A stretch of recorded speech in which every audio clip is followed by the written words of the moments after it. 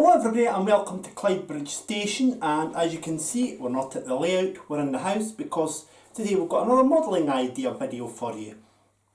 This is where I take a look at locations around the British Rail network, see if it's been modelled before, and if it hasn't, put the suggestion to you: if you fancy building a model railway layout, why not try a real location? And this is today's topic, and it's a location that is on the Southern Region 3rd Rail Network. In fact, the very first modelling idea I'd done was the Hothfield sidings, the tarmac plant. Today we're actually going to a station which, in the period that this video will focus on, is one that's on the 3rd Rail Network now, but during the period was and wasn't on the 3rd Rail Network. And it's also one that Sky Sports football commentator Ian Crocker will certainly enjoy. I'll put a link to his Twitter handle in the description below, because he comes from this town that we're going to focus on. It's Weymouth Station. Weymouth is one of the two stations serving the town of Weymouth. The other one is Upway, which is located a couple of miles north of the town. And Upway is 140 miles away from London Waterloo, Weymouth 142 miles away from London Waterloo. So that's what we're going to be looking at today. Just before I go into the history of Weymouth Station briefly and then look at what you're going to need if you want to build this, I just want to make something very clear. I am aware that during the currency of the period that my layout is set in, and therefore the period that we're going to have Weymouth set in, 1982 to 1992, the BR sectorisation era, that the Weymouth Harbour Tramway, or the Weymouth Quay Tramway, was still in limited use at times. Now, the Weymouth Tramway, for those of you who don't understand, came off the line just before Weymouth Town Station, and it required trains to reverse up before being hauled down and past Main Road, past the Weymouth bus garage of Southern National, past various pubs on a single track in the main street, and then going up onto Weymouth Harbour Station.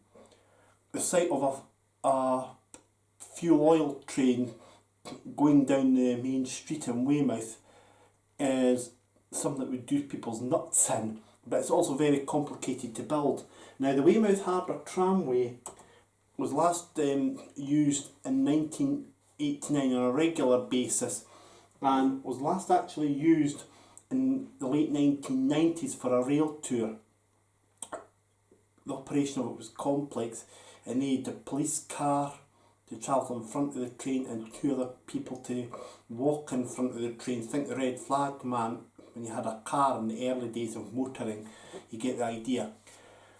To try and keep things simple, we're not going to have the Weymouth Harbour Tramway as part of this modelling idea. The little branch line that goes down, that went down onto the tramway, will just have a dead end near the car station car park, and it'll just be an engineer sign. I think that's probably the best way to do it. If you actually want to get a look at the diagrams of Weymouth Station and the immediate area, I would suggest that you become a paid member of the website railcam.uk, because it actually has all the station diagrams, has all the signalling diagrams, etc. And if you look for Weymouth on that, you'll get an idea of the sort of track layout that you'll need. So that's the introduction to it. Let's take a brief look at the history.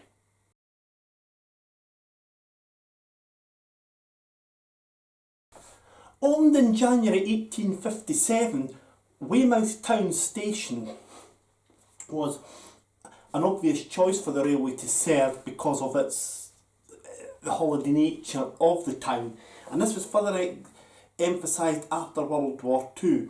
The station has 3 platforms, and it had an overall roof with glazed overall sections all over the track, and These were removed after World War II with new platform roofs instead. The station itself comprised 3 quite long platforms to cater for excursion traffic, and there was also a small goods yard which was later closed and became a car park, and part of it was also used for the car park of a B&Q that was built there. That B&Q is still open, by the way.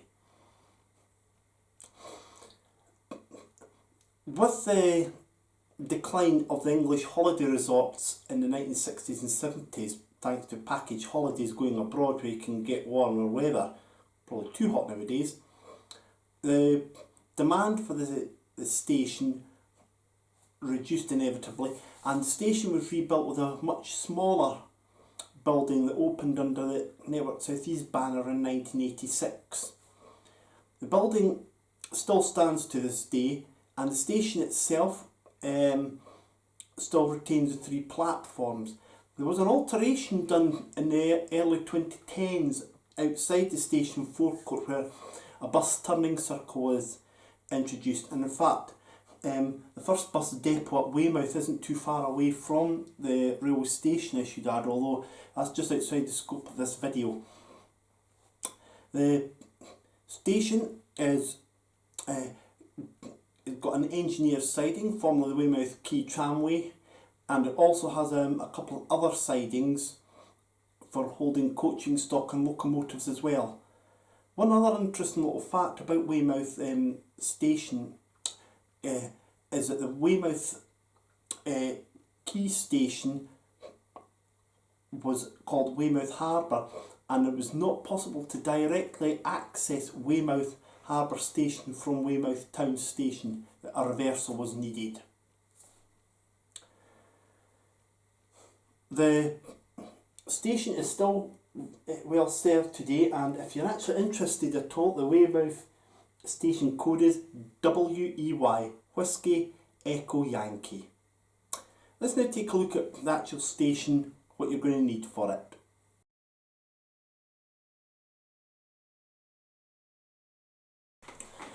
Although the station is nowadays managed by South West Trains, we are of course in the BR sectorisation area, and the station comprises 3 platforms, and platforms can be bought from scale model scenery. Now these 3 platforms are actually in the southern region style, and I've been looking at the photograph there.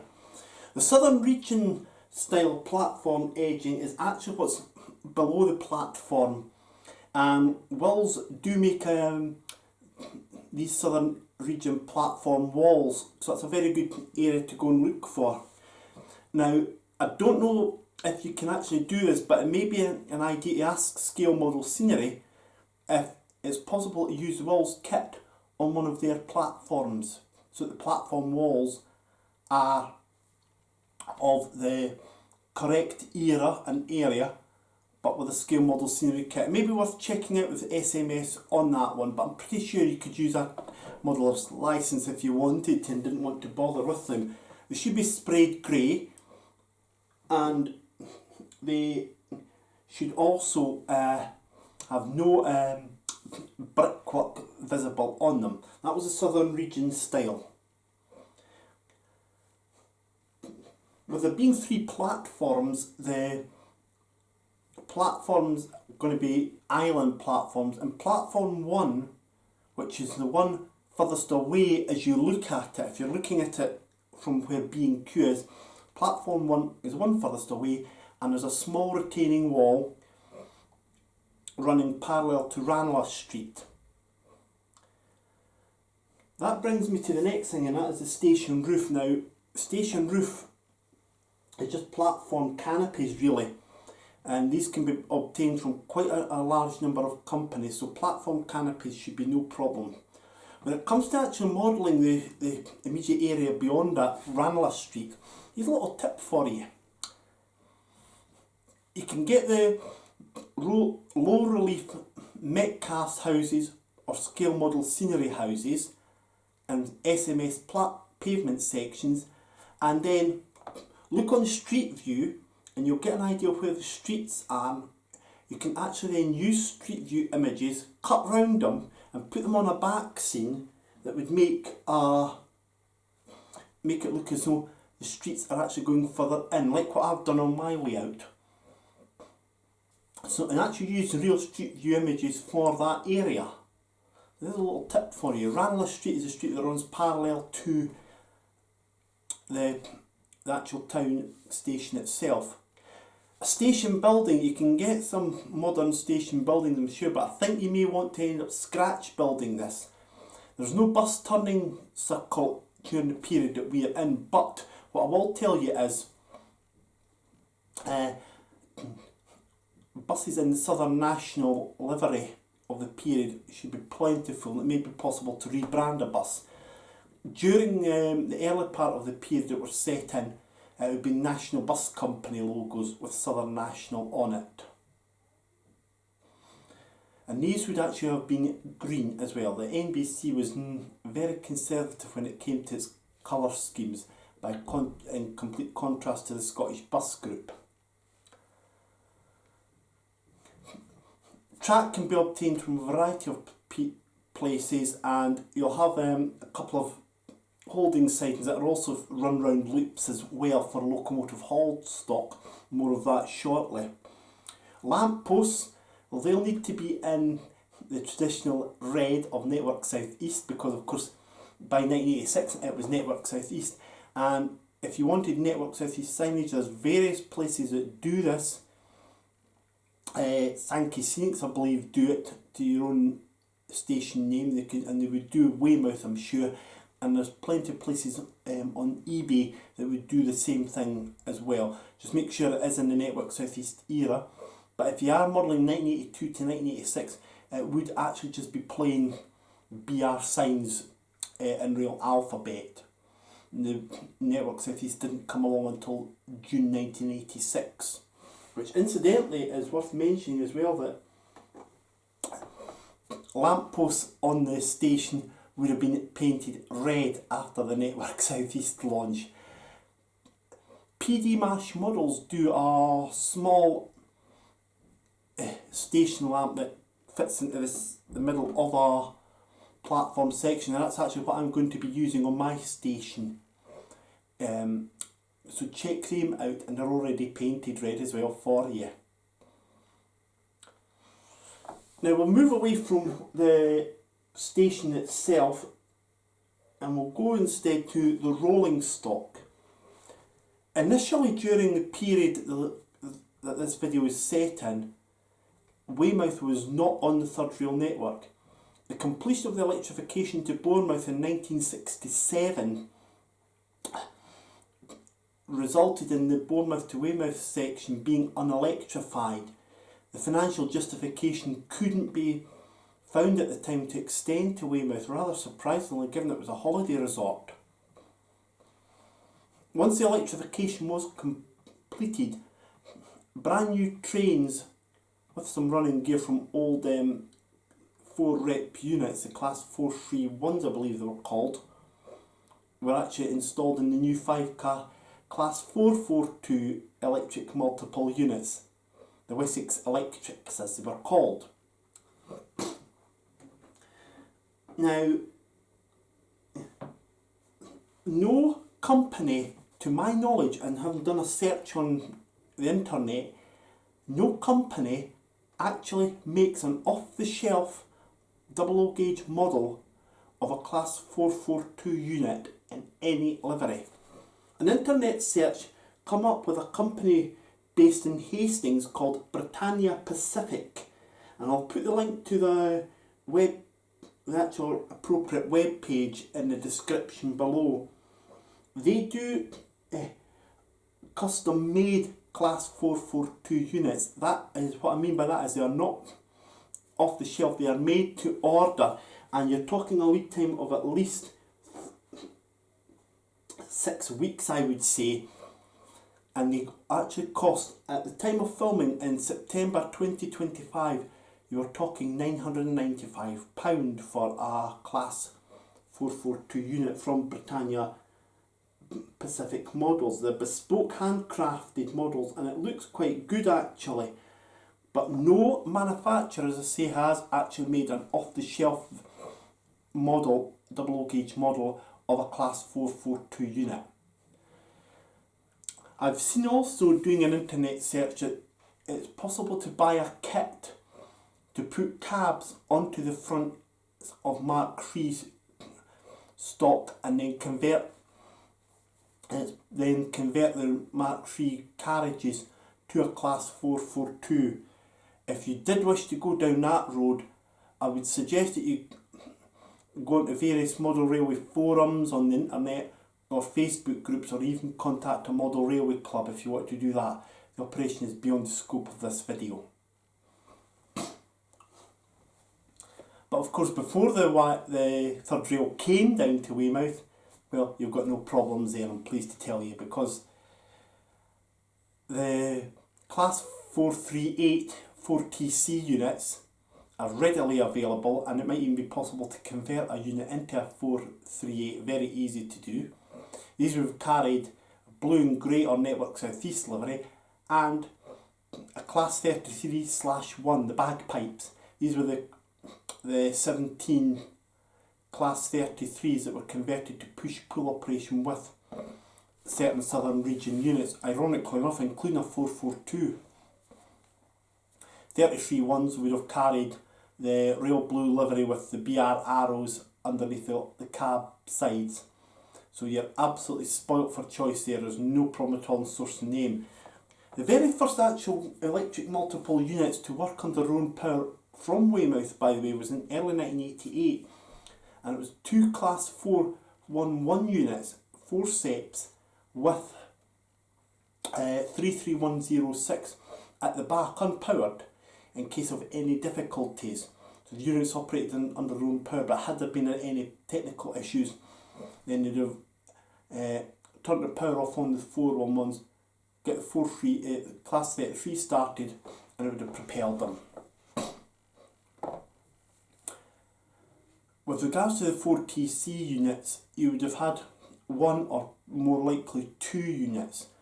The normal procedure was that once the train arrived from Waterloo at Bournemouth, with the 4 rep pushing 1 or 2 unit, 438 units, then either 1 in the winter or 2 in the summer would have actually continued all the way down to Weymouth.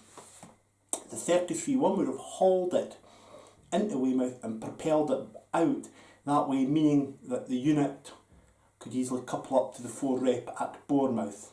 So always make sure that 33-1 in that configuration is at the buffer stop end.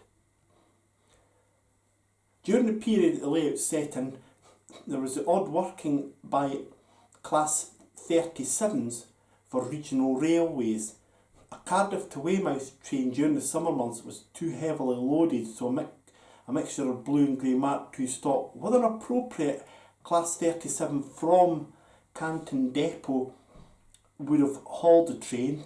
It would have then propelled the train into the sidings and ran round ready to propel back in. The coaching stock would have almost certainly been in blue and grey livery.